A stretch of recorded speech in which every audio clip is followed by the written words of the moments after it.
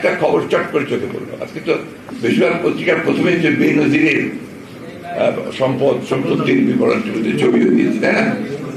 নয়া দিগন্তে একটা খবর দেখলাম যে বেনজির চলে গেছে।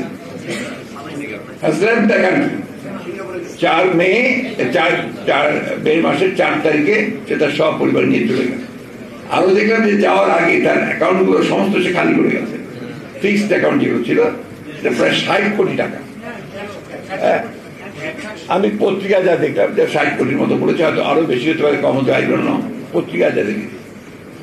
আমার প্রশ্ন যে সে কিভাবে গেল? এই যে আপনার তারা বেনজিরকে বললো যে তার সম্পত্তি আমরা গ্রহণ করছি, আদালত থেকে বলানো, তাকে মামলা করেছে, দুদক থেকে মামলা করেছে, সে তাকে কোথাও যেতে দেওয়া হবে না, এসব কথা বলা হলো। তো সে 4 তারিখে সব পরিবারে একেবারে এয়ারলাইন্সের নামটাও দিয়েছে, সিঙ্গাপুর এয়ারলাইন্সে চলে গেল সকলের চোখের নাগরিক। তাহলে এই যে কথা বলছেন যে কেউ ভাগ ছাড় পাবে না, আমরা সবাইকে বিচার করি সবাই, এটা কি আপনার মানুষকে আহ্মক মনে করেছেন? বাংলাদেশের মানুষকে, বাংলাদেশের মানুষ তো আহ্মক না, সবাই বোঝে যে এগুলো হচ্ছে আপনাদের সমস্ত লোক দেখানো, প্রতারণা, যেভাবে এখন পর্যন্ত প্রতারণা করে আপনারা দেশ শাসন করছেন। এক বেনজির নয়, আমি সেদিনও বলেছি, এক আজিজ নয়, এরকম অসংখ্য আজিজ আর বেনজির তারা তৈরি করেছে। আজকে আমাদেরকে সবসময় মনে রাখতে হবে, এরা বাংলাদেশটাকে এখন লুটের সাম্রাজ্যে পরিণত করেছে, লুটপাট বর্গীর দেশ তৈরি করেছেন। এখান থেকে আমাদেরকে দেশকে বের করে আনতে হবে।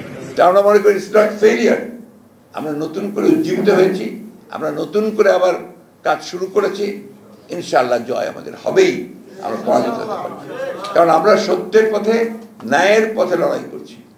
আমরা যখন আমরা পুলিশের গুলি খাই, আমরা যখন টিয়ার গ্যাস খাই, আমরা যখন জেলের মধ্যে ঢুকি, আমাদের ছেলে যখন নখ তুলে নেওয়া হয়, তাদেরকে হত্যা করা হয়, সেটা আমরা একটু বুঝতে পারি যে কি অবস্থার মধ্যে দিয়ে আমরা যাচ্ছি। আমাদের দেখতে হবে যে এখান থেকে আমরা সরে গেছি কিনা, আমরা এতটুকু সরে নিষ্কার।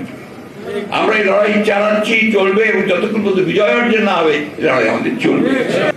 এবং আমরা বিশ্বাস করি যে বাংলাদেশের মানুষ সংগ্রাম লড়াইয়ের মধ্যে দিয়েই এই দানব যে আছে, যে মনস্টার সব তছনছ করে দিচ্ছে, তাকে আমরা পরাজিত করে সত্যিকার অর্থে জনগণের সরকার, গণতন্ত্রের সরকার প্রতিষ্ঠা করতে সক্ষম হব।